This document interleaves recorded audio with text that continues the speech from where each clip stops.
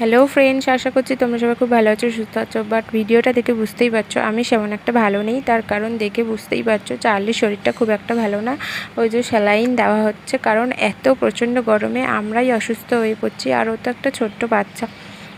তো ওর না এই প্রচণ্ড গরমে চার্লির একদম মানে বারবার পটি হচ্ছে, পেট গরম হয়ে গেছে, প্রচণ্ড শরীরটা খারাপ, তাই কিছু খেতে চাইছিল না। এবার তোমার ওকে স্যালাইন দেওয়া হচ্ছে, ডক্টরকে খবর দেওয়া হয়েছিল, ডক্টর এসেছিলো, তো খবর দেওয়া হয়েছে।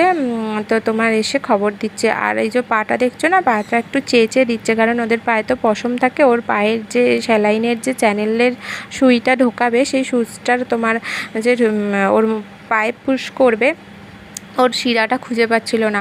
তো এবার কি করবে, এই কারণে পায়ের ওইখানটা ট্রিমার দিয়ে, আমার বরের ট্রিমার আছে, সেই ট্রিমার দিয়ে চেঁচে তোমার ওই সুইটা ঢোকানো হচ্ছে। আর ও প্রচণ্ড চিৎকার করছিল।